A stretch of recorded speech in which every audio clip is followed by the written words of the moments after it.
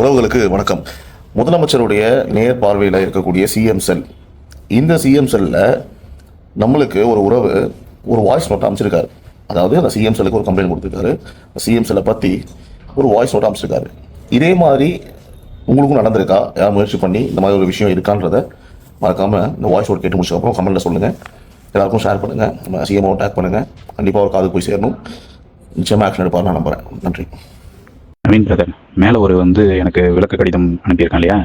இது எனக்கு 6/6/2026 ஆன்லைன் மனுவுக்கு எனக்கு பதில் கொடுத்ததா என்னுடைய போர்ட்டலில் என்னுடைய லாகின் ஐடியில் அப்லோட் பண்ணி வச்சிருக்கிறாங்க. ஆக்சுவலாக இந்த கடிதம் பின் தேதியிட்டு அதில் ஏற்றி வச்சிருக்கிறாங்க.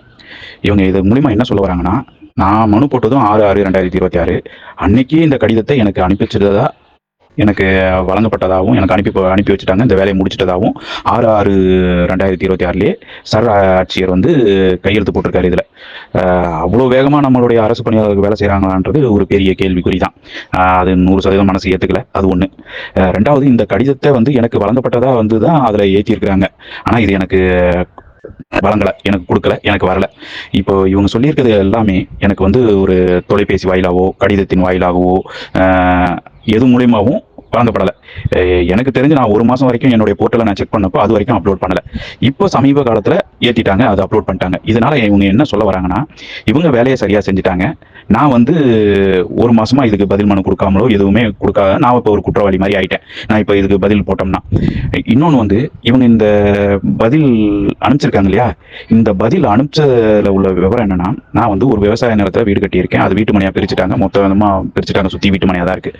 எனக்கு மனை வகைப்பாடு பண்ணி கொடுங்க, இல்லைன்னா எனக்கு அந்த நிலத்தில் விவசாயம் அல்லாத பணிகளுக்கு பயன்படுத்துறதுக்கு எனக்கு அனுமதி கொடுங்கன்றது தான் வேண்டுகோள். இது ஆகச்சிறந்த ஆதாரம். இது நான் இப்போ உங்களுக்கு கொடுத்துருக்கிறது அதாவது ஒருத்தர் குற்றம் சொல்றதும் தப்பு, ஆனா குற்றம் செய்ததை சுட்டி காட்டாம இருக்கிறதும் தப்பு. இங்க என்னன்னா, இங்க முறையா குற்றம் பண்றாங்க, சரியா குற்றத்தை செய்யறாங்க. ஆன்லைன்ல எப்படி வேலை செய்யாம இருக்கணும் அப்படின்றதுக்கு, எப்படி வேலை செய்ய தவிர்க்கணும், வேலையை தவிர்க்கணும் அப்படின்றது. ஆனா மிச்சம் 90% பணிகள் சரியாவே நிறைவடைகிறதுன்றது என்னுடைய 100% கருத்து. இது அப்படிதான் நானும் அனுபவிக்கிறேன். நான் அப்படிதான் இருக்குது துறைகளும். இது செஞ்சாச்சா இல்லையான்னு, வேலை நடந்திருக்கா இல்லையான்னு மானிட்டர் பண்றதோ தணிக்கை பண்றதோ அரசு தணிக்கை துறைன்றது ஒண்ணு இல்லவே இல்லை. இது கூட்டா சேர்ந்து தப்பு செய்யறாங்க. அரசு ஊழியர்கள் அத்தனை பேருமே கூட்டா சேர்ந்து சம்பளத்தை வாங்கிக்கிட்டு தப்பு பண்றாங்க. இதுதான் என்னுடைய கருத்து. நன்றி Naveen. Thank you. Drive home a brand new Maruti. Grab your exclusive Cresco Cars offers now at Kilpauk, Chambakam, Tirumalayoil, Red Hills, OMR and Padur. Call us at 73973 73737.